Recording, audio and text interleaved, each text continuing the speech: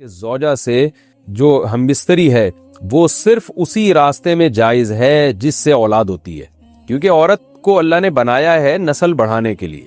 تو کوئی بھی ایسا ہم بستری کا طریقہ اختیار کرنا جو نسل بڑھانے کا ذریعہ نہ ہو، یعنی وہ نیچرل نہ ہو، تو وہ حرام ہے. تو اس میں اللہ نے یہ حکم دے دیا. تو اس سے صاف یعنی حدیث سے بھی پتہ چلتا ہے اور تمام فقہا کا اجماع بھی ہے اس آیت کی روشنی میں کہ مسئلہ تھوڑا حیا کے خلاف ہے، لیکن میرا خیال ہے بتانا ضروری ہے کہ پچھلے راستے سے عورت سے ہم بستری کرنا بالکل حرام ہے، ناجائز ہے. اور نبی صلی اللہ علیہ وسلم کی اس پہ بہت شدید لعنت ہے، بہت شدید وعید ہے.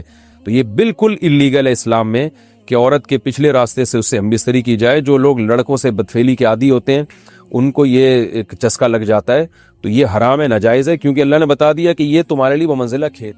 مفتی طارق مسعود کے بیانات کے لیے طارق مسعود آفیشیل کو سبسکرائب کریں. طارق مسعود آفیشیل. اللہ نے ارشاد فرمایا نساؤکم حرث لکم، تمہاری عورتیں تمہارے لیے بمنزلہ کھیت کے ہیں. حرث عربی میں کھیت کو کہتے ہیں. تو بمنزلہ کھیت کے ہیں.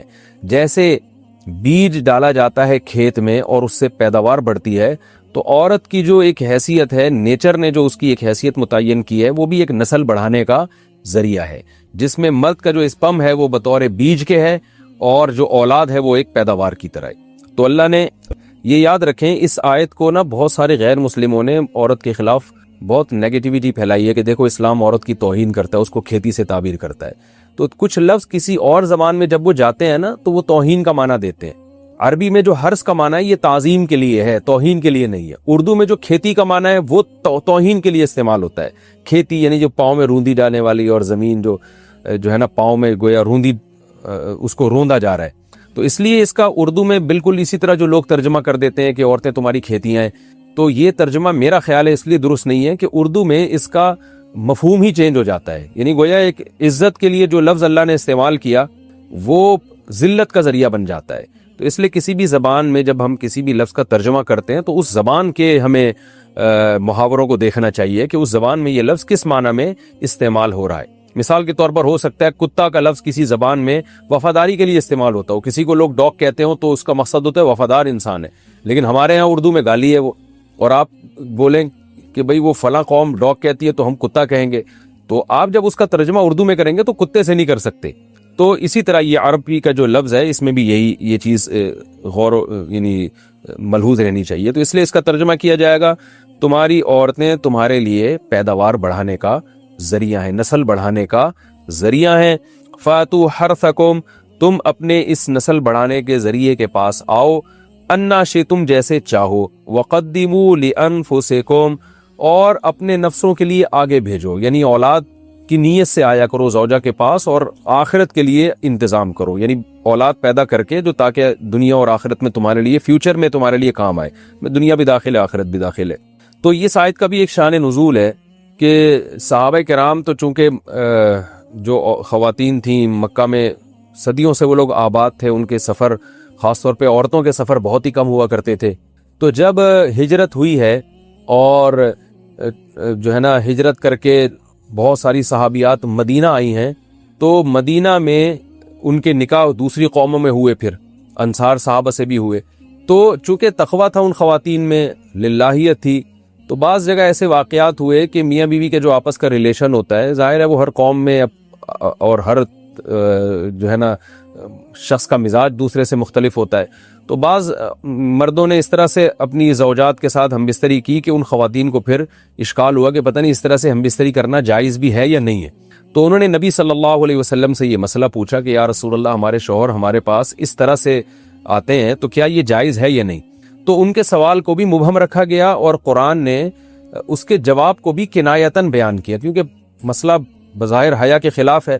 تو قرآن جب بھی کوئی ایسی بات ہوتی ہے تو اشارتاً کنایتاً اس کا تذکرہ کر دیتا ہے تاکہ مسئلہ بھی واضح ہو جائے، کیونکہ ظاہر ہے اس کی ضرورت تو قیامت تک آنے والے انسانوں کو پڑ سکتی ہے نا. یہ تو ہر میاں بیوی کا اپنا ایک ذاتی مسئلہ ہوتا ہے کہ ہمیں کس طرح سے پرمیشن ہے، کس طرح سے پرمیشن نہیں ہے. تو اللہ تعالیٰ نے بھی اشارتاً ہی اس حکم کو قرآن میں بیان کر دیا، اور قرآن میں اس لیے بیان کیا کہ تاکہ اس میں کوئی اجتہادی اختلاف کی گنجائش نہ رہے. تو اللہ نے قرآن مجید میں بیان کیا، فرمایا نساؤکم حرث لکم، تمہاری جو ازواج ہیں، تمہاری جو بیویاں ہیں، وہ تمہارے لیے بمنزلہ کھیت ہیں. کھیت کا مطلب کیا ہوتا ہے؟ پیداوار بڑھانے کا ذریعہ. تو اس میں سب سے پہلا مسئلہ تو قرآن نے یہ بیان کر دیا کہ زوجہ سے جو ہم بستری ہے وہ صرف اسی راستے میں جائز ہے جس سے اولاد ہوتی ہے، کیونکہ عورت کو اللہ نے بنایا ہے نسل بڑھانے کے لیے. تو کوئی بھی ایسا ہم بستری کا طریقہ اختیار کرنا جو نسل بڑھانے کا ذریعہ نہ ہو، یعنی وہ نیچرل نہ ہو، تو وہ حرام ہے. تو اس میں اللہ نے یہ حکم دے دیا. تو اس سے صاف یعنی حدیث سے بھی پتہ چلتا ہے اور تمام فقہا کا اجماع بھی ہے اس آیت کی روشنی میں کہ مسئلہ تھوڑا حیا کے خلاف ہے، لیکن میرا خیال ہے بتانا ضروری ہے کہ پچھلے راستے سے عورت سے ہم بستری کرنا بالکل حرام ہے، ناجائز ہے. اور نبی صلی اللہ علیہ وسلم کی اس پہ بہت شدید لعنت ہے، بہت شدید وعید ہے. تو یہ بالکل اللیگل ہے اسلام میں کہ عورت کے پچھلے راستے سے اس سے ہم بستری کی جائے. جو لوگ لڑکوں سے بدفعلی کے عادی ہوتے ہیں ان کو یہ چسکا لگ جاتا ہے، تو یہ حرام ہے، ناجائز ہے، کیونکہ اللہ نے بتا دیا کہ یہ تمہارے لیے بمنزلہ کھیت کے ہیں. تو اس میں قرآن نے وہ جو سوال تھا نا اس کی طرف اشارتاً جواب دے دیا اور آگے فرمایا فاتو حرثکم، تم اپنے کھیت کے پاس آؤ، یعنی پیداوار بڑھانے کا جو ذریعہ ہے اس جگہ کی طرف آؤ، انا شئتم، جیسے چاہو، یعنی باقی جس طرح سے تم چاہو زوجہ سے ہم بستری کر سکتے ہو، اس میں کوئی خاص طریقہ متعین نہیں ہے. میاں بیوی کا ایک دوسرے سے کوئی پردہ نہیں ہے. ہن لباس لکم وانتم لباس لہن، یہ دونوں ایک دوسرے کے لیے لباس ہیں. تو اس میں طریقہ کار کوئی بھی ہو سکتا ہے، کسی بھی طرح سے کرنا چاہو ایک دوسرے سے لطف اندوز ہو سکتے ہو. لیکن فاتو حرثکم، آنا موضع حرث میں ہے. حرث کا مطلب وہ اس جگہ کی طرف آنا ہے جہاں سے نسل بڑھتی ہے، کسی اور راستے کی طرف. اس سے صاف طور پر جو ہے نا وہ جو فاسق فاجر لوگوں کی جو برائی ہے جو لڑکوں سے بدفعلی کے نتیجے میں پیدا ہوتی ہے، اس کا اللہ نے قلعہ کر دیا کہ اس کی اسلام میں بالکل اجازت نہیں ہے. باقی طریقہ کار کیا ہوگا یہ تمہارے اوپر، اس کی اللہ نے تمہیں اجازت دی ہے. وَقَدِّمُوا لِأَنفُسِكُمْ، اور چونکہ بار بار حرث کا تذکرہ ہو رہا ہے کہ نسل بڑھانے کا، تو اس لیے اللہ نے فرمایا کہ قدموا لانفسکم، اپنی ذات کے لیے فیوچر میں انتظام کرو. قدموا کا مطلب آگے بھیجو اپنی ذات کے لیے سرمایہ. کیا مطلب؟ کہ جب زوجہ سے ہم بستری کرو تو نیت اولاد کی ہونی چاہیے، تاکہ وہ اولاد دنیا میں بھی اور آخرت میں بھی تمہارے لیے ذخیرہ بن جائے. تو یہ نسل بڑھانے کی بہت زبردست ترغیب ہے اس آیت میں. اور اس آیت میں اللہ نے عورت کا کہ بہت ساری ذمہ داریوں میں سے ایک بڑی ذمہ داری کا بھی بیان بتا دیا کہ عورت کو اللہ نے بنایا ہے. جو مرد اور عورت کا جو فرق رکھا ہے نا، اس فرق کی بڑی وجہ یہی ہے کہ مرد کے اسپم کو اللہ نے بیج کے طور پہ پیدا کیا ہے اور عورت کو اللہ نے زمین کے طور پہ. تو بیج اور زمین کے ملاپ کا بنیادی مقصد ہی نسل بڑھانا، پیداوار بڑھانا ہوتا ہے، نہ یہ کہ نسل روکنا. آج فیملی پلاننگ والوں نے اس آیت کی دھجیاں اڑا دی ہیں اور جو پوری دنیا میں ایک بیہودہ قسم کی تحریک چل رہی ہے، یہ آیت بالکل اس کی نفی کر رہی ہے. اس لیے اللہ نے فرمایا اچھا، اللہ نے اس کا بھی جواب دے دیا کہ جو فیملی پلاننگ والے کہتے ہیں نا نسل بڑھنے سے تمہارا نقصان ہوگا، خرچے بڑھ جائیں گے، تو اللہ فرماتا ہے قدموا لانفسکم، تمہارا فیوچر بن جائے گا، سنور جائے گا. کیونکہ اولاد پہ اتنی انویسٹمنٹ نہیں ہوتی جتنا اس کا آؤٹ پٹ ہوتا ہے. ان پٹ کم ہے، آؤٹ پٹ زیادہ ہے. انویسٹمنٹ کم ہے، اس کے جو پروفٹ ہے وہ زیادہ ہے، دنیا میں بھی اور آخرت میں بھی. تو اللہ نے فرمایا اپنے نفس کے لیے، فیوچر کے لیے انتظام کرو، بڑھاپے کے لیے انتظام کرو. تمہارے بیٹے ہوں گے، بیٹیاں ہوں گی، پوتے ہوں گے، نواسے ہوں گے، بہویں ہوں گی. یہ دنیا کا مستقبل اور آخرت کا مستقبل کیا ہے. جو عبداللہ بن عمر رضی اللہ تعالیٰ عنہ نے جب نکاح کا ارادہ ترک کیا تو آپ کی جو ہمشیرہ تھی حضرت حفصہ، انہوں نے فرمایا کہ نکاح کرو، تمہارے اولاد ہوگی، دنیا سے جاؤ گے تو تمہارے لیے دعائیں مانگے گی. تو یہ آخرت کے لیے ذخیرہ ہے. تو اس لیے اللہ نے فرمایا کہ آخرت کے لیے ذخیرہ کرو. واتقوا اللہ، اور اللہ سے ڈرو. واعلموا انکم ملاقوہ، اور جان لو کہ تم نے ایک دن اللہ سے ملاقات کرنی ہے. تو جتنے حکام اللہ نے تمہیں اس آیت میں دیے ہیں ان تمام حکام کو تم نے فالو کرنا ہے. وبشر المؤمنین، اور ایمان والوں کو خوشخبری سنا دے. محمد رفیع صاحب پوچھ رہے ہیں، میں بتا نہیں رہا کہاں سے ہیں تاکہ ایسا نہ ہو ان کے گھر والے جان لیں. میری عنقریب شادی ہونے والی ہے، مجھے زوجہ سے قربت کا سنت طریقہ بتا دیں. یہ سوال حیا کے خلاف ہے اور میں حیا کے خلاف سوالات نہ پڑھتا ہوں نہ اس کے جواب دیتا ہوں. لیکن چونکہ یہ سوال بہت زیادہ لوگ پوچھتے ہیں تو میں نے ہمت کر کے آج یہ پڑھ لیا ہے، اور اس میں لوگ غلط گائیڈ بھی کر رہے ہیں. تو اس لیے میں اس کا جواب دے رہا ہوں کہ اسلام میں کوئی خاص طریقہ نہیں ہے اس کا. اس پہ فالتو کتابیں لوگوں نے لکھی ہوئی ہیں، پتہ نہیں کیا کیا، وہ ایسے ہی لوگوں کی آ رہا ہے. تو یہ چیز نیچرل ہے. جیسے کوئی پوچھے کھانا کھانے کا طریقہ کیا ہے، تو بھائی منہ میں نوالا ڈال کے چباؤ، نگل لو، خود بخود فطرت سکھاتی ہے انسان کو. تو ایسی زوجہ کے قریب فطرت خود سکھا دیتی ہے. ہاں، شریعت نے جس طریقے کو حرام قرار دیا ہے وہ سب کو معلوم ہے کہ جو ہے وہ اللہ تعالیٰ نے جو بدکار لوگ جس طرح سے کرتے ہیں، جو لڑکوں سے بدفعلی کرنے والے لوگ ہیں، وہ طریقہ حرام ہے. تو باقی اللہ تعالیٰ نے میاں بیوی کا معاملہ رکھا ہے، ایک دوسرے کا لباس ہے، تو کمرے کی باتیں ہیں وہ جیسے چاہیں مناسب سمجھے، وہ ان کا اپنا ذاتی عمل ہے، اس کا کوئی خاص طریقہ نہیں ہے، اور یہ نیچر انسان کو خود سکھاتی ہے، نہ یہ طریقے نہ کسی سے سیکھنے کی ضرورت ہے۔ بعض لوگ تو حد درجے کی بے شرمی کرتے ہیں، وہ شادی سے پہلے جو ہے وہ فحش فلمیں دیکھتے ہیں تاکہ ہمیں طریقہ آ جائے، یہ انتہائی درجے کی بےہودگی ہے، انتہائی درجے کی ایک لعنتی عمل ہے یہ، تو یہ کوئی خاص طریقہ نہیں ہے۔ میاں بیوی ایک دوسرے کا لباس ہیں، وہ جس طرح سے ایک دوسرے کو سیٹسفائی کر سکتے ہیں وہ کر لیں، تاکہ ان کی توجہ کسی اور طرف نہ جائے، وہ حلال کی تسکین ان کی بند کمرے کے اندر ہو جائے، اور یہ باتیں لوگوں سے شیئر بھی نہیں کرنی چاہیے۔ آج یہ بھی ایک حرام کاری ہو رہی ہے، میں بہت سخت الفاظ استعمال کر رہا ہوں اس لیے کہ یہ، اور میرے پاس کوئی ہلکا لفظ نہیں ہے، وہ کیا ہوتا ہے کہ مرد اپنی زوجہ سے ہم بستری کر کے اس کے راز دوستوں کے سامنے فاش کر رہا ہوتا ہے، میں نے ایسے کیا، میں نے ایسے کیا، لڑکیاں بتا رہی ہوتی ہیں اپنی فرینڈز کو کہ میرے شوہر نے میرے ساتھ ایسے کیا۔ یہ بہت لعنتی عمل ہے۔ آپ صلی اللہ علیہ وسلم نے فرمایا جو عورت اپنے شوہر کے راز یا شوہر بیوی کے راز فاش کرتا ہے اس پر لعنت ہے، حدیث کا مفہوم ہے یہ۔ تو یہ بند کمرے کی میاں بیوی کی باتیں، جس طرح سے وہ ایک دوسرے کو سیٹسفائی کر سکتے ہیں وہ کریں، ایک دوسرے کے لیے وہ حلال ہیں، اور بس وہ طریقہ جو لڑکوں سے بدفعلی والا طریقہ ہے وہ طریقہ اسلام میں حرام ہے۔ اور اسی طرح اورل سیکس پہ بھی میں ایک کلپ ریکارڈ کروا چکا ہوں، وہ بھی سن لیا جائے، یا علماء کی جو اس بارے میں رائے ہے وہ دیکھ لی جائے۔ تو اس کے علاوہ جو بھی ہے میاں بیوی ایک دوسرے کے لیے اللہ نے حلال کیے ہیں، کوئی خاص طریقہ نہیں ہے، اور یہ حیا کی باتیں، ان کو بند کمرے کے اندر ہی رہنا چاہیے ان چیزوں کو۔ اور اس کے لیے جو فحش فلمیں دیکھی جا رہی ہیں یہ بہت غلط حرکت ہے، اور اس کو نا ایک ایجوکیشن کا نام دے دیا گیا اس زمانے میں، اور سیکس کی تعلیم کے نام سے بچوں کو پڑھایا جا رہا ہے اسکول میں، یہ سب بےہودگی ہے۔ لاکھوں سال سے انسان دنیا میں زندہ ہے، تو کیا اس کو یہ پتہ ہی نہیں تھا، اور یہ ساری ایک 6 ارب انسان ایسے ہی بغیر تعلیم کے پیدا ہو گئے ہیں کیا؟ تو یہ تو چیزیں نیچر خود سکھا دیتی ہے انسان کو کہ کیا کرنا ہے، کیسے کرنا ہے، اس میں کوئی اسکول کالج میں پڑھنے کی ضرورت نہیں ہے۔ ہاں شرعی احکام اس کے 2-4 ہیں، وہ علماء بتاتے رہتے ہیں، وہ کتابوں میں لکھے ہوئے ہیں کہ کون سا راستہ حرام ہے اور کون سے راستے میں آنا جائز ہے۔ تو اس لیے میں نے بہت ہی دل پہ پتھر رکھ کے آج اس کلپ کو ریکارڈ کروایا ہے، تاکہ لوگ اس بارے میں غلط طرف نہ جائیں اور ایک چیز کو ایک بہت بڑا ایشو نہ بنا لیں لوگ۔ شہد کھانے کا صحیح طریقہ کیا؟ صبح خالی پیٹ شہد کھا سکتے ہیں؟ نیز شہد کھانے کا سب سے بہتر طریقہ بتا دیں۔ محمد اسلام بہار سے۔ محمد اسلام صاحب، آپ نے مجھے حکیم سمجھا ہوا ہے، میں حکیم نہیں ہوں، نہ میں ڈاکٹر ہوں۔ شہد جس طرح سے کھائیں کھا سکتے ہیں۔ اچھا، شہد کے فضائل میں اتنی بات تو ثابت ہے کہ اس میں شفا ہے، باقی کھانے کے جو طریقے حدیثوں میں بیان کیے جاتے ہیں نا، یہ ضعیف من گھڑت حدیثیں اکثر، کہ جو خالی پیٹ شہد کھائے گا اس کو یہ فائدہ ہوگا، ایسی کوئی روایتیں نہیں ہیں، موضوع من گھڑت روایتیں ہیں۔ کچھ شہد کے بارے میں حدیث صحیح بھی ہے، لیکن عام طور پر جو حکیموں کی کتابوں میں حدیثیں لکھی ہوتی ہیں اکثر من گھڑت ہیں۔ تو شہد کھائیں، بس نہار منہ کھائیں، ناشتے کے بعد کھائیں، یا آپ جانیں، آپ کا پیٹ جانے، آپ کے محلے کے ڈاکٹر یا حکیم جانے۔ تو میں تو آپ کو یہ بتاؤں گا کہ کھائیں ضرور، خالص شہد و بشرطے کے۔ مرد پر لازم ہے کہ کم سے کم 4 مہینے میں بیوی سے ایک دفعہ وہ لازمی ہم بستری کرے، تو اگر وہ 4 مہینے میں ایک دفعہ بھی نہیں کرتا تو پھر جو ہے وہ دیانتاً ذمہ دار ہوگا، اس بات کا خطرہ ہے کہ وہ گناہ گار ہو، کیونکہ حضرت عمر رضی اللہ تعالیٰ عنہ نے قانون بنایا تھا کہ 4 مہینے سے زیادہ کوئی بیوی سے دور نہ رہے، تو کم سے کم اتنا ہے لازمی۔ تو اس سے زیادہ بھی اگر کوئی مرد بیوی کے قریب نہیں آ رہا تو پھر وہ ظالم کہلائے گا شریعت کی نظر میں۔ حج کے دوران، باقی ہر عورت اور ہر مرد کے حالات مختلف ہوتے ہیں، بعض عورتوں میں خواہش زیادہ ہوتی ہے، بعض میں کم ہوتی ہے، یہ نیچرل ہے، اس کا کوئی اس سے تعلق نہیں ہے کہ عورت کوئی بری ہے۔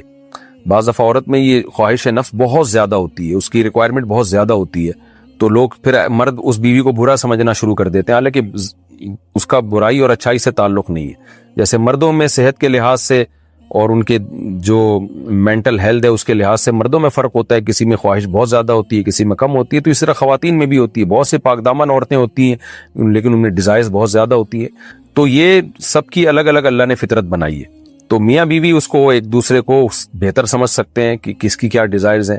بہرحال اگر مرد میں عورت کی ڈیزائرز پوری کرنے کی طاقت نہیں، عورت میں بہت زیادہ ڈیزائرز ہیں، مرد میں کم ہے، تو ایسی صورت میں عورت پھر مرد سے طلاق مانگ سکتی ہے کہ بھئی میں سیٹسفائی نہیں ہو پا رہی ہوں اور میری ریکوائرمنٹ زیادہ ہے، تو مرد اگر طلاق دے دے تو اچھی بات ہے، نہیں دے تو پھر عورت کو چاہیے اسی کے ساتھ گزارا کرے۔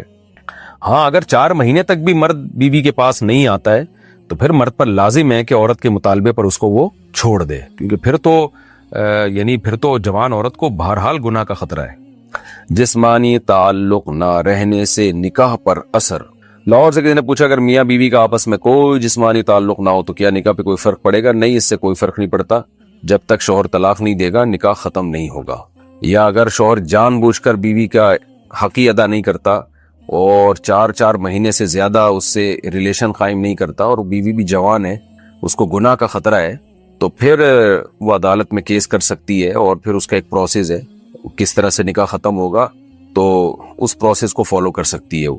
تو خلاصہ یہ ہے کہ شوہر گناہگار تو ہوگا کہ اس میں طاقت بھی ہے اور بیوی بھی جوان ہے، تو وہ کیوں اس کا حق ادا نہیں کر رہا، لیکن نکاح خود بخود ختم نہیں ہو جاتا۔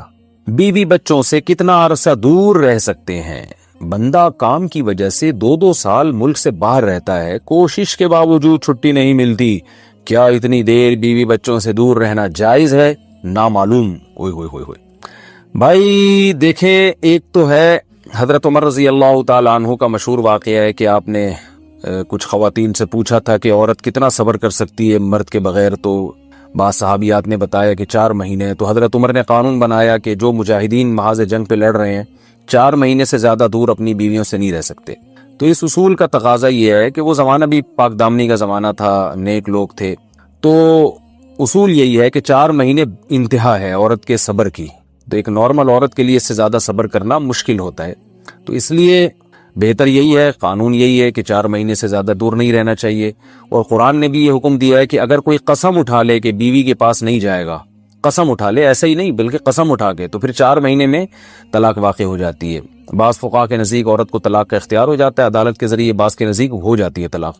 تو اس سے بھی پتہ چلتا ہے، قرآن سے بھی اشارہ ملتا ہے کہ 4 مہینے جو ہے یہ ایک انتہائی مدت ہے ایک نارمل عورت کے لیے۔ تو اس زمانے میں تو اس کی اہمیت اور زیادہ بڑھ گئی ہے۔ وجہ اس کی ہے کہ بے حیائی، موبائل، انٹرنیٹ پر بیہودہ چیزیں، یہ سب چیزیں انسان کی شہوت کو بڑھاتی ہیں، مرد کی بھی اور عورت کی بھی۔ تو اس لیے بھائی میں تو آپ کو مشورہ نہیں دے سکتا کہ آپ 2 سال بیوی سے دور رہیں۔ میں بدگمان نہیں ہو رہا، بہت سے لوگ 4 سال دور رہتے ہیں، ان کی بیویاں بھی پاک دامنی کے ساتھ زندگی گزارتی ہیں، خود بھی بڑے نیک شریف بن کے زندگی گزارتے ہیں، بہت سے ایسے لوگ الحمدللہ ہمارے معاشرے میں ہیں۔ لیکن بہرحال اس کلچر کو، اس رواج کو فروغ نہیں دیا جا سکتا، اس کو اپریشیٹ نہیں کیا جا سکتا، شریعت کے لحاظ سے بھی، عقل کے لحاظ سے بھی۔ 2 سال تک مرد کے لیے صبر کرنا کتنا مشکل کام ہے، وہ کھا بھی رہا ہے انڈے پراٹھے اور جناب کھانا پینا اسی سٹائل میں چل رہا ہے، یا تو روزے رکھ کے اپنے آپ کو آدھا کر دیا اس نے۔ تو سوال عورت کے ساتھ مرد کا بھی تو ہے نا، مرد نے تو قوت اور شہوت اللہ نے اور بھی زیادہ رکھی ہے، تو وہ کیسے صبر کرے گا؟ مرد کی جو قوت برداشت ہے وہ فقہاء نے اور اطباء نے بیان کی 1 مہینہ ہے، تو 2 سال تک بیوی سے دور ہیں۔ میں پھر بھی بتا دوں، میں بدگمان نہیں ہو رہا کہ جو دور ہیں آپ ان کے بارے میں برا سوچنا شروع کر دیں، لیکن بہرحال یہ اپنے آپ کو فتنوں میں ڈالنے کے مترادف ہے، اس لیے ایسی جاب نہ کریں 2 سال تک بیوی سے دور ہیں، یا تو بیوی کو ساتھ لے کر جائیں یا بیوی کے ساتھ ہی رہیں، کہیں ادھر ہی کم پیسوں میں انسان گزارا کر لے بیوی بچوں کے ساتھ، یہ زیادہ اچھا ہے، زیادہ پیسوں کی لالچ میں بیوی بچوں سے دور رہنا۔ باقی بیوی آپ کی راضی ہے اس جاب پہ، یا آپ کے پاس کوئی آلٹرنیٹ ہے ہی نہیں، آپ جاب چھوڑ کے آئیں گے تو آپ کو لالے پڑ جائیں گے کھانے پینے کے، تو ایک مجبوری ہے، مجبوری کے حکام الگ ہوتے ہیں، لیکن نارملی اس کی بہرحال ترغیب نہیں دی جا سکتی۔ دیکھیں قرآن مجید میں اللہ نے ارشاد فرمایا نا، یوم یفر المرء من اخیہ وامہ وابیہ وصاحبتہ وبنیہ، قیامت کے دن کی ہولناکیوں کو اللہ نے بیان کیا کہ انسان اپنے باپ سے دور بھاگے گا، بیٹے سے دور بھاگے گا، بھائی سے دور بھاگے گا۔ جہاں بیوی کا تذکرہ آیا تو یہ نہیں کہا کہ بیوی سے دور بھاگے گا، بلکہ فرمایا اس سے دور بھاگے گا جو اس کے ساتھ رہا کرتی تھی، یعنی صاحب کہتے ہیں ساتھ رہنے والے کو، صاحبہ سے دور بھاگے گا۔ تو اس سے پتہ چلتا ہے کہ قرآن میں اللہ نے بیوی کو جو ڈیفائن کیا ہے نا، اس کی جو صفت بیان کی ہے وہ یہ کہ جو آپ کے ساتھ رہتی ہے۔ تو جب شادی ہو گئی تو سمجھو بیوی پھلترو کی طرح چپک گئی ہے آپ کے ساتھ، جہاں جاؤ گے آپ کے ساتھ جائے گی۔ تو قرآن سے بھی اشارہ ملتا ہے کہ بیوی سے ساتھ رہنے کی چیز ہے۔ اب آپ 2 سال، پھر ایک دفعہ تھوڑی ہوتا ہے کہ 2 سال کے لیے چلے گا 2 سال بعد واپس آئے، جو باہر جاب کرتے ہیں وہ تو پھر آئے 1 مہینے بعد پھر 2 سال کے لیے چلے گا، ان کی تو ساری جوانی باہر ہی گزر جاتی ہے۔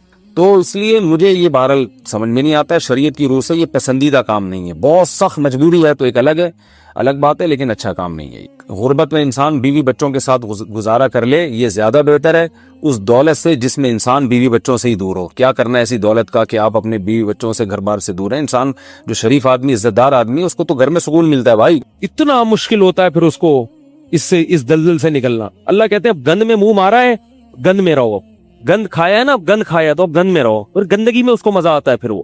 اس لیے اللہ کا واسطہ جن لوگوں سے زنا نہیں ہوا، اللہ کا واسطہ کبھی بھی اس گناہ کے قریب مت پھٹکو۔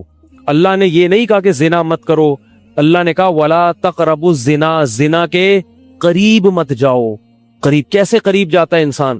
آپ کے گھر میں کوئی رشتہ دار جوان لڑکی آ گئی ہے یونیورسٹی کی، کالج کی، آپ گھر سے باہر نکل جاؤ. بعض دفعہ ایسا ہوتا ہے لوگ مجھے بتاتے ہیں کہ کوئی میری رشتہ دار خاتون آئی, جوان تھی, کزن تھی, گھر میں تھا, وہ اکیلی تھی, وہ آ گئی تو میری بڑی عجیب کنڈیشن ہو گئی, میں بہت پریشان ہو گیا, بہت مشکل سے بچا. میں ان سے کہتا ہوں آپ گھر سے نکلے کیوں نہیں؟ یہ تو آپ قریب تو چلے گئے نا. جب ایک جوان لڑکی آپ کے گھر میں آئی ہے, آپ کو اس وقت گھر میں نہیں ہونا چاہیے, نکل جاؤ وہاں سے. ایسے دور بھاگو زنا سے, اتنا دور بھاگو. انبیاء ایسا ہی کرتے تھے, تبھی تو بچتے تھے. وہ جتنے بزرگان دین گزرے ہیں وہ یہ نہیں کہ زنا نہیں کیا, وہ ہمیشہ زنا سے دور بھاگے. ہمارے استاذ نے ایک واقعہ سنایا تھا ہمیں, کتابوں میں یہ واقعہ لکھا ہے کہ ایک طالب علم تھا, پرانے وقتوں کی بات ہے, رات کو مسجد میں چراغ لے کے مطالعہ کر رہا تھا. پہلے زمانے میں لائٹ وائٹ تو نہیں ہوتی تھی, گاڑیوں کے سفر نہیں تھے, اونٹوں کے سفر تھے, تو مسافر لوگ بعض دفعہ آ کے مسجدوں میں ٹھہرتے تھے. تو اس نے دیکھا کہ ایک جوان لڑکی ہے, پردے میں ہے لیکن خوبصورت جوان لڑکی, وہ آئی اور اس سے کہنے لگی کہ میں راستہ بھٹک گئی ہوں, مجھے ایک رات مسجد میں گزارنے دے دو. واقعی یعنی صحیح تھی, وہ اسی طرح ہوا, تو کہیں بھٹک گئی تھی. شہر میں بھی بعض دفعہ لوگ بھول جاتے تھے نا کہ راستہ بھٹک جاتے تھے. تو اب یہ پریشان تھا کہ میں اس کو رات کو اگر پناہ دیتا ہوں تو مجھے شیطان ورغلائے گا, اور اس لڑکی کو اگر میں پناہ نہیں دیتا تو یہ کہاں جائے گی رات کے وقت, کوئی اور اس کی عزت سے کھیلے گا. تو اس نے بہرحال اس کو ٹھکانہ دے دیا, اس کو کہا کہ آپ ادھر اس طرف جا کے سو جائیں. نتیجہ کیا نکلا ہے کہ وہ لڑکی اس کو دیکھ رہی تھی یہ کرتا کیا ہے, اس کو بھی اپنی عزت کا ڈر تھا نا کہ کہیں یہ دست درازی نہ کرے. تو یہ نوجوان جس چراغ میں مطالعہ کر رہا تھا, مطالعہ کرتے کرتے اس کی آگ میں اپنی انگلی لے کے جاتا اور اس کو جلاتا. جیسے ہی وہ جلنے لگتی تو اس انگلی کو واپس کھینچ لیتا, دم تپش آگ لگتی نا, واپس کھینچتا. پھر تھوڑی دیر بعد یہ انگلی اس میں لے کے جاتا, پھر واپس کھینچتا. پوری رات یہ کرتا رہا ہے اور اپنی انگلی کو جلاتا رہا ہے. صبح جیسے ہی ہوئی ہے, اس نے فوراً, صبح صادق ہوئی نا فجر کی اذان کے وقت, اس نے فوراً اس لڑکی سے کہا یہاں سے چلی جاؤ, فوراً یہاں سے فوراً چلی جاؤ. اس نے کہا اللہ کی قسم اس وقت تک نہیں جاؤں گی جب تک تم یہ معاجرہ نہیں بتاؤ گی, رات تم نے کیا ہے. تو کہنے لگا یہ میرا اور اللہ کا معاملہ ہے, میں تمہیں نہیں بتا سکتا. اس نے پھر اللہ کا واسطہ دے کے کہا, اس نے کہا میں جاؤں گی نہیں یہاں سے جب تک بتاؤ گے نہیں. اس نے کہا شیطان مجھے ورغلا رہا تھا کہ ایک جوان لڑکی ہے, اجنبی ہے, کوئی دیکھنے والا نہیں ہے, کوئی دیکھنے والا نہیں ہے, تو زنا کر لو اس سے, کوئی دیکھنے والا نہیں ہے. شیطان مجھے لے کے جاتا تھا تو میں اپنی انگلی آگ میں جلاتا تھا, اپنے نفس کو یہ سمجھانے کے لیے کہ دنیا کی آگ برداشت کر سکتا ہے, جہنم کی بھی برداشت کر لینا, جہنم کی بھی برداشت کر لینا. پھر اور اگر تجھ سے یہ برداشت نہیں ہو رہی تو وہ کیسے برداشت کرے گا؟ کہہ رہے جب میں آگ میں جلنے لگتا تھا نا تو میری چیخ نکلتی تھی. یار یہ نہیں ہو رہی تو وہ کیسے برداشت ہوگی؟ حدیث میں آتا ہے جہنم کی آگ دنیا کی آگ سے 70 گنا زیادہ گرم ہے, 70 گنا زیادہ گرم. جب نبی صلی اللہ علیہ وسلم نے صحابہ کو یہ بات بتائی, ترمذی کی حدیث ہے کہ صحابہ کے سینے سے رونے کی ایسے آوازیں آنے لگی جیسے ہانڈی کھولتی ہے, ایسا روئے صحابہ. حالانکہ صحابہ گناہوں سے بچتے تھے, اتنا روئے ہیں کہ سینے کے جیسے ہانڈی کھول رہی ہوتی ہے ایسے ان کے سینے سے رونے کی آوازیں آئیں. اور عرض کیا واللہ انہا لکافیۃ یا رسول اللہ, یا رسول اللہ یہ دنیا کی آگ بہت تھی عذاب دینے کے لیے, اللہ نے اس کو بھی 70 گنا زیادہ گرم کیا ہے. تو اس نے کہا کہ میرے دل میں گناہ کا خیال آتا تھا, میں کیا کرتا تھا, اپنے آپ کو جلاتا تھا جب چیخ نکلنے لگتی. تو اس طرح پوری رات میں نے اپنے نفس کو روکا ہے گناہ سے. تو تقوی کی برکات ہوتی ہیں. اس لڑکی نے کہا, اب گھر میں جا کے اپنے والد سے کہا کہ میں اگر نکاح کروں گی تو صرف کس سے کروں گی, اس نوجوان سے, عفیف اور پاک دامن ہے. تو کتابوں میں لکھا ہے کہ اس کے باپ نے اس کا نکاح دیکھو حرام سے بچایا, اللہ نے حلال طریقہ رکھ دیا. تو جو بھی زنا سے بچتا ہے نا, یاد رکھو جیسے زنا کرنے کا عذاب بہت سخت ہے, ایسے ہی کسی کو زنا کا موقع ملے اور وہ بچ نکلے, اس کا ثواب بھی بہت زیادہ ہے. تاریخ میں جن ہستیوں کو بھی زنا کا موقع ملا اور انہیں موقع ملنے کے باوجود زنا نہیں کیا, ان کو اللہ نے دنیا میں بھی بہت نوازا ہے. میں اکثر ایک واقعہ سناتا ہوں. ہمارے ایک دوست ہیں امریکہ میں, بلکہ امریکہ سے بھی ایک دور علاقہ ہے, اس کا جگہ کا نام میں بھول گیا. انہوں نے میرا یہ بیان سن کے مجھ سے ملنے کے لیے آئے تھے, وہ مجھے پہچان گئے یہ بیان سن کے. ممکن ہے یہ بھی میرا یہ بیان سنے, یہ میرے والد صاحب کا واقعہ ہے. میرے والد صاحب جب امریکہ گئے, کنوارے تھے اس وقت, میرے والد صاحب بہت ہینڈسم تھے, خوبصورت تھے, اور اتنا چوڑا تو ان کا سینہ تھا اور ایسی چوڑی چوڑی کلائیاں تھیں, بہت ماشاءاللہ اللہ نے ان کو مردانہ وجاہت دی تھی, اور آواز ایسی تھی جیسے ببر شیر ہوتا ہے, بہت ہی خوبصورت آواز, بڑی زبردست پرسنالٹی تھی. آپ جائیں ابھی ہمارے محلے میں جا کے لوگوں سے پوچھیں کیا خوبصورت पर्सनैलिटी थी वालिद साहब की हमारे। जब इंतकाल हुआ है ना मेरे वालिद साहब का, तो पूरा महल्ला रो रहा था, पूरा महल्ला।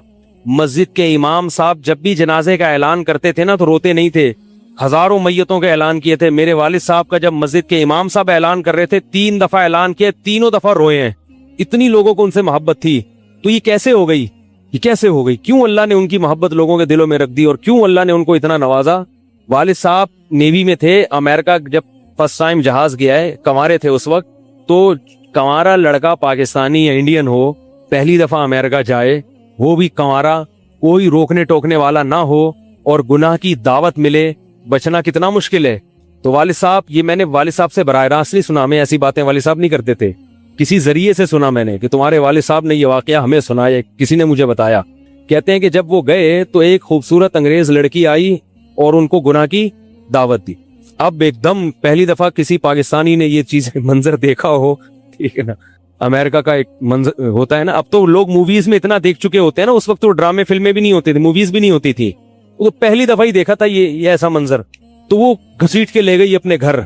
जब ये कहें घर पे गया हूं ना तो मुझ पे अल्लाह का खौफ आ गया, मैंने कहा ये क्या कर रहा हूं मैं। वहां जाके वापस भागे हैं। उधर पहुंचने के बाद वो औरत गुस्सा हो रही थी कि अगर तुमने ये काम करना नहीं था तो मेरे साथ आए क्यों मेरा खर्चा कराया तुमने, क्यों खर्चा कराया मेरा।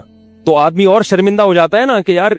तो वालिद साहब कहते हैं कि मेरे दिल में ख्याल आया कि मैंने जिंदगी में कभी ये गुनाह नहीं किया और मैं यहाँ पहली दफा आया हूं, अगर मैं इस गुनाह में पड़ गया अल्लाह की नजर मुझसे हट जाएगी। वापस भागे। बड़ा मुश्किल होता है ऐसे मौके पे। उस वक्त उनकी उम्र हो गई 22 या 23 साल, ज्यादा से ज्यादा 24 साल होगी। तो भागे हैं वापस।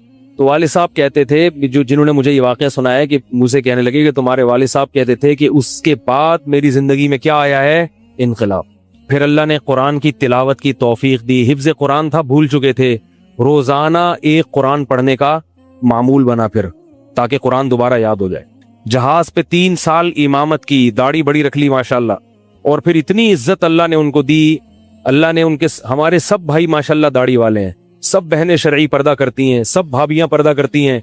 घर में क्या आ गया पूरा, हालांकि उस वक्त शादी नहीं हुई थी, लेकिन ये असरात कहाँ मुंतकिल हुए हैं, खानदान में, पूरे खानदान में मुंतकिल हो गए ना। इंतकाल हुआ तो जनाजा मैंने पढ़ाया वाले साहब का। अगर अल्लाह ना करे उस बुराई में पड़ जाते, हमें पता चलता कि हमारा बाप ऐसा है, तो हम ऐसे होते। वैसे तो अभी भी कोई इतने नेक नहीं है, लेकिन गेटअप तो है ना, गेटअप तो अल्लाह ने मौलवियों वाला दे दिया ना, थोड़े थोड़े तो देखने की हद तक तो नेक बना दिया ना। ऐसे नहीं होते हम। तो ये जो बरकत हैं ये नस्लों में मुंतकिल होती हैं, नस्लों में। इतनी इज्जत दी अल्लाह ने, इतनी इज्जत दी थी कि इंतकाल के वक्त महल्ला रो रहा था, पूरा महल्ला रो रहा था इंतकाल।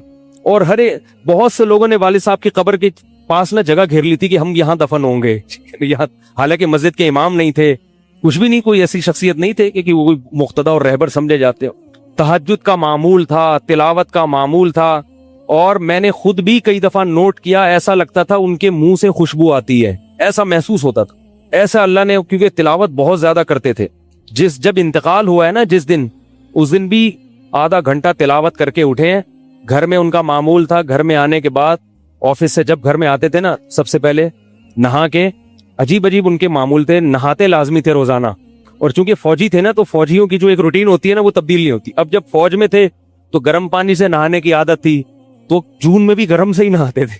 हम कहते, अब वालिद साहब से कहते गर्मी हो रही है, लेकिन वो एक रूटीन होती है ना फौजियों की, बस वो आना है, धोती पहनी, गुसलखाने में चले गए, पानी गर्म पहले किया, अपना काम सारा खुद करना, किसी से काम ही नहीं लेते थे। और वो 2 मिनट के अंदर ऐसे फुर्ती से नहाते थे। हम हैरान, ये कैसे नहा गए इतनी देर में? कहते मैं साबुन से बाकायदा तसल्ली से नहाया हूं। इतनी जल्दी जल्दी फुर्ती में काम करते थे। आते ही तिलावत करनी, और तिलावत ऊंची आवाज में करते थे। पूरे घर में वाले साहब के तिलावत की आवाज आती। मुझसे गलती ये हुई कि इंतकाल से चंद दिन पहले मैं उनकी तिलावत सुन रहा था, तो मेरा दिल चाहा मैं इसको रिकॉर्ड, उस वक्त रिकॉर्डिंग का इतना ज्यादा नहीं होता था, मैंने कहा इसको मैं रिकॉर्ड कर लूं, लेकिन वो रिकॉर्ड में नहीं कर सका। मैंने कहा चलो बाद में कर लूंगा, और उनका इंतकाल ही हो गया। तो तिलावत ऊंची आवाज से टोपी उतार के तिलावत करते थे। तो जिस दिन इंतकाल हुआ है, और अल्लाह से कहते थे कि अल्लाह किसी का मोहताज ना बनाना, सारी जिंदगी किसी से खिदमत नहीं ली, सिर्फ जो है ना कमर दबवाते थे बेटों से अपने। तो मुझसे भी दबाते थे, मेरा ये अंगूठा बड़ा मजबूत हो गया है। वो कमर पे ना उनके ये ऐसे मालिश कर करके, ऐसे कमर पे मैं मालिश करता था वालिद साहब की, ये तेल लगा के ना इधर, तो मेरे अंगूठे में बड़ी ताकत पैदा हो गई थी। तो मुझे कहते थे यार तुम हो बारीक से, میرے باقی بھائی ذرا لیکن یار تمہارے ہاتھ میں بڑی طاقت ہے. تو میں کہتا تھا کہ یہ میرے ہاتھ میں طاقت نہیں ہے, یہ مالش کر کے نا یہ انگوٹھا بہت مضبوط ہو گیا ہے. تو کیا تھا, تلاوت کی انتقال سے پہلے, اور بار بار دعا کیا کرتے تھے کہ اللہ بستر پہ لیٹوں نہیں. زندگی میں ہم نے کبھی نہیں دیکھا والد صاحب بستر پہ لیٹے ہوں, یعنی بیمار ہو گئے لیٹے ہوں, اپنا سارا کام پھرتیلے پن سے ایسے کوئی بالکل. تو وہی ہوا, موت کے وقت بھی ایسا ہی ہوا. آئے ہیں, تلاوت کی ہے, پھر اس کے بعد گئے عشاء کی نماز پڑھنے, صف میں بیٹھے ہوئے تھے کہ گر گئے. صف سے اٹھا کے ان کو ہاسپٹل لے کر گئے ہیں, نماز کی اقامت ہو رہی ہے اور وہیں اٹیک ہوا, اور وہی ان کا قبر کا سفر. کتنی اچھی موت دی اللہ تعالیٰ نے کہ ایک دن کیا ہوا, بارش میں بھیگتے بھیگتے آئے ہیں گھر میں اور فوراً نماز کے لیے گئے. تو والدہ نے کہا کہ بھائی یہ بھی بارش ہو رہی ہے. انہوں نے کہا اللہ بولے گا آفس سے یہاں تک پہنچ گئے اور اب یہاں سے مسجد تک نہیں جا رہے, اللہ کو بھی منہ دکھانا ہے. ایسے نماز کے بابت سعودی عرب میں جب عمان میں ان کی جاب تھی, کئی گھنٹے کا گرمیوں کا روزہ ہوتا تھا, لوگ چھوڑ دیتے تھے. والد صاحب کہتے تھے مر جاؤں گا رمضان کا روزہ نہیں چھوڑوں گا, کچھ بھی ہو جائے رمضان کا روزہ کیسے چھوڑ. تراویح کبھی نہیں چھوٹتی تھی, رمضان کا روزہ کبھی نہیں چھوٹتا تھا. میں یہ نہیں کہہ رہا کہ کوئی برائی تھی نہیں ان میں, ایسی کسی کی تعریف کرنا غلط ہے, مگر اللہ نے مجموعی لحاظ سے ان میں بڑی صفات رکھی تھی. یہ صفات کیسے پیدا ہوئیں؟ اللہ نے ایک برائی سے بچنے کی توفیق دے دی. تو میں نے یہ اچھا, تو اسی میں ان کی موت واقع ہوئی ہے. اور رات کو 12 بجے انتقال ہوا. ان کے سارے کام ایسے ہوتے تھے, موٹے موٹے کام اور چپکے, شو بازی کا بالکل بھی شوق نہیں تھا ان کو. حج, ہمارے محلے سے جب کوئی حج کرنے جاتا تھا نا, 6 مہینے پہلے اعلان ہوتا تھا فلاں صاحب حج پہ جا رہے ہیں, لوگ پہلے سے آ کے نا ان سے دم کروانا. اب تو لوگ بہت حج پہ جاتے ہیں, اس وقت یہ 25 سال پرانی بات کر رہا ہوں میں, اس وقت حاجی کی بڑی ویلی ہوتی تھی. حج پہ جو جانے والا ہوتا تھا نا, لوگ اس سے پہلے سے ماشاءاللہ حج پہ جا رہے ہیں. ہمارے امام صاحب پوری رننگ کمنٹری شروع کرتے تھے اسپیکر پہ. اب وہ حج پہ جانے والے ہیں, اب ان کا نام آ گیا ہے. جنازے کی بھی رننگ کمنٹری ہوتی ہے ہمارے محلے میں, اللہ امام صاحب کی مغفرت فرمائے, انتقال ہو گیا ان کا بھی. اس کو لوگ کہتے تھے یہ رننگ کمنٹری شروع کر دیتے ہیں. جنازے کی چارپائی اٹھ چکی ہے, تمام حضرات سے گزارش ہے کہ جنازہ گاہ میں پہنچ جائیں. اب جنازہ گھر سے نکل چکا ہے, میت کو غسل دیا جا چکا ہے, عیدی سینٹر سے لاش گھر میں آ چکی ہے. پوری نا کمنٹری ہوتی تھی. تو وہ جنازے کی بھی کمنٹری, اور اگر کوئی بیمار ہوتا تھا محلے کا تو اس کی بھی کمنٹری. آغا خان میں داخل ہیں, ان کے پتے میں ڈاکٹر نے پتھری بتائی ہے. غفار بھائی کے تمام حضرات سے گزارش, دعا کی گزارش ہے کہ اللہ ان کو شفائے کامل عاجل عطا فرم. پورا محلہ دعا کر رہا تھا, اللہ غفار بھائی کے پتے کی پتھری نکال دے. ٹھیک ہے, وہ چونکہ سیاسی تھے, جمعیت کے تھے, تو وہ پوری نا سیاست سے لے کے چلتے تھے ہر چیز. تو والد صاحب اب جب حج پہ جاتا تھا کوئی, تو اس کی پھر وہ جب حاجی صاحب آتے تھے ان کا بڑا استقبال. ہمارے والد صاحب کو یہ چیزیں پسند نہیں تھی. والد صاحب حج کر کے گئے پتہ ہی نہیں چلا, اور واپس کسی کو بولٹن مارکیٹ میں ملے. اس نے کہا ہم نے تو سنا تھا آپ حج کرنے گئے ہوئے ہیں. والد صاحب نے کہا میں بھی ابھی آیا ہوں. میں نے کہا ذرا بولٹن مارکیٹ سے ذرا ٹچ کرتا ہوا گھر چلو. ایک تھیلا تھا ان کے پاس, اسی تھیلے میں حج بھی ہو رہا ہے. پوری دنیا دیکھی تھی والد صاحب نے, پوری دنیا کا سفر کیا. بتاتے تھے کہ چین اور آسٹریلیا یہ 2 ملک ایسے ہیں جہاں میں نہیں گیا, باقی دنیا کا کوئی ملک ایسا نہیں ہے جس میں گیا نہ ہوں. لیکن اتنی سادگی کہ آپ کہیں گے کہ شاید یہ کبھی انڈا موڑ بھی نہیں آئے ہوں گے. کوئی شوبازی نہیں تھی, ایسے چپکے سے گئے ہیں اور حج کر کے چپکے سے واپس. شہرت پسند نہیں تھی, بالکل پسند نہیں تھی شہرت. تو کوئی بھی کام ہے بس آرام سے چپکے سے کر لیا. ختم قرآن کے موقع پر ہمارے امام صاحب نا سب کو بلاتے تھے. ہاں بھائی, اب تو والد صاحب کو پسند نہیں ہوتا تھا کہ نام لیا جائے میرا, تو یہ چیز لوگ ان کی پسند کرتے تھے. تو ان کی موت بھی ایسے ہی ہوئی ہے چپکے سے. رات 12 بجے انتقال ہوا. میں مدرسے میں تھا, ہم لوگ پہنچے, ہم تو حیران ہو گئے یہ کیسے ہو گیا بھائی ایک دم. تو ان کو غسل دیا, اور فجر کی نماز کے بعد جنازہ تیار تھا. فجر میں نمازی کم ہوتے ہیں. اعلان ہوا فجر کے بعد, جب پبلک ہمارے گھر آنا شروع ہوئی ہے تو جنازہ پڑھ کے ہم ان کو دفنا چکے تھے. لوگ کہہ رہے یار یہ اتنی بڑی شخصیت, اتنے محبوب دنیا سے چلے گئے اور ہمیں پتہ بھی نہیں. ہم نے کہا بھائی گئے ایسے وقت پر ہیں, وہ سونے کا وقت ہوتا ہے, اس وقت اعلان ہوا تھا, مگر ظاہر ہے آپ کو پتہ نہیں چلتا. تو ایسے ہی چپکے سے خاموشی سے چلے گئے. تو لوگ یہی کہہ رہے تھے یار یہ نہ انہوں نے دنیا میں کبھی خدمت لی ہے, ٹھیک ہے نا, جنازے میں بھی کسی کو پریشان نہیں کیا, ایسے 2 صفیں ہوئی تھی جنازے کی, بس چلے گئے. تو کیسا اللہ نے چلتے پھرتے نماز کی حالت میں ان کو اٹھایا ہے. تو یہ میں نے یہ واقعہ سنا ہے نا, تو ایک صاحب باربڈوس سے شاید ملنے کے لیے آئے مجھ سے. تو مجھ سے وہ بیان انہوں نے سنا, پہلے میرا بیان سنتے تھے, مجھے پہچانتے نہیں تھے, امریکہ کی کسی ریاست میں تھے یا باربڈوس میں, واللہ عالم. تو مجھ سے ملنے کے لیے آئے, مجھے کہنے لگے یار آپ حافظ مسعود صاحب کے بیٹے ہیں؟ میں نے کہا ہاں۔ کہہ رہا یار میں آپ کا بیان کب سے سن رہا ہوں، آپ کو پہچانتا نہیں تھا، آپ نے ایک دن ممبر پہ واقعہ سنایا تو یہ واقعہ تو آپ کے والد صاحب کا واقعہ ہے، اور یہ میرے والد صاحب آپ کے والد کا واقعہ مجھے سنا کے امریکہ بھیجا تھا انہوں نے کہ بیٹا حافظ مسعود صاحب کی طرح زندگی گزارنا، امریکہ جا رہے ہو جیسے وہ بچے تھے تم بھی بچنا۔ تو کہہ رہا آپ کے تو والدہ کو بھی جانتا ہوں میں، آپ کے تو گھر ہم لوگ پڑھنے آتے تھے، ہماری دادی سے انہوں نے پڑھا ہے، یعنی ہمارے بہت کلوز تھے وہ لوگ۔ امریکہ چلے گئے، حوادث سے زمانہ ان کو امریکہ لے گئے، ٹھیک ہے نا۔ تو کہنے لگے کہ جب میں نے یہ آپ کے روزانہ بیان سنتا تھا، یہ واقعہ سنا، تو پھر میں حیران ہوا کہ یار آپ تو بہت، پھر میرے بھائی بھی ان کو جانتے ہیں۔ تو وہ انہوں نے بتایا کہ یہ واقعہ تو آپ کے والد صاحب کا، جب مجھے پتا چلا نا تو مجھے پھر پتا چلا آپ ان کے بیٹے ہیں، تو مجھ سے ملنے آئے اسپیشل یہاں پہ۔ تو یہ میں کیوں واقعہ سنا رہا ہوں کہ دیکھو بھائی، جیسے زنا کرنا بہت بڑا جرم ہے، ایسے ہی زنا سے بچنا اگر موقع ملے کسی کو تو بہت بڑی نیکی ہے۔ یوسف علیہ السلام کو اللہ نے کیسا نوازا کہ نہیں نوازا، بچے تھے وہ۔ تو بھائی کرنے والے بہت ہیں، بچنے والے تھوڑے ہیں۔ تو کرنے والوں میں اگر اپنا شمار کرو گے تو جہاں بہت سارے لوگ ہیں مزے کی زندگی گزاری، تھوڑے دنوں کے لطف اور مزے ہیں، اس کے بعد دنیا کا سکون بھی گیا اور آخرت میں جہنم کی آگ۔ اور اگر بچنے والوں میں آ گئے تو ان تھوڑے لوگوں میں اللہ شامل کر لیں گے جو تھوڑے شکر گزار ہوتے ہیں۔ لیکن اس کا یہ مطلب نہیں ہے کہ ایسا ماحول کریٹ کرو کہ پھر آپ کو بچنے کا موقع ملے، دور بھاگو۔ میں نے بتایا نا، کوئی لڑکی گھر میں آتی ہے، باہر نکل جاؤ گھر سے، بولے بھائی تنہائی میں نہیں۔ میں تو اس کی احتیاط کرتا ہوں، کوئی جوان خاتون اگر مسئلہ پوچھنے آ جائیں، بوڑھی ہے تو کوئی اتنا مسئلہ نہیں ہے، جوان خاتون ایسا ہوتا ہے بعض دفعہ خواتین کو تو ماحول کا نہیں پتا ہوتا، اب وہ آئی ہیں، میں گھر میں کوئی نہیں ہے، آگے دروازہ بجا رہی ہیں، مفتی صاحب گھر میں مسئلہ پوچھنا، گھر میں نہیں بیٹھوں گا، سڑک پہ کھڑے کھڑے پوچھو، ٹھیک ہے نا، بے اکرامی ہے۔ گھر میں آنا ہے تو پھر مسجد کے کسی خادم کو یا کسی بندے کو گھر میں بٹھاؤں گا کہ بھئی آپ بھی آ جاؤ، کیونکہ بدگمانی کا موقع دینا بھی کیا ہے، حرام۔ ہاں گھر والے موجود ہوں، اہلیہ موجود ہیں، پھر بے شک آگے بیٹھو۔ اور پھر بھی میں ایسا نہیں کرتا کہ اہلیہ دوسرے کمرے میں اور یہ خاتون اس کمرے میں میرے ساتھ بیٹھے، ایسا نہیں ہوگا بھائی، ایسا کریں گے تو کون آئے گا، ہے بھائی۔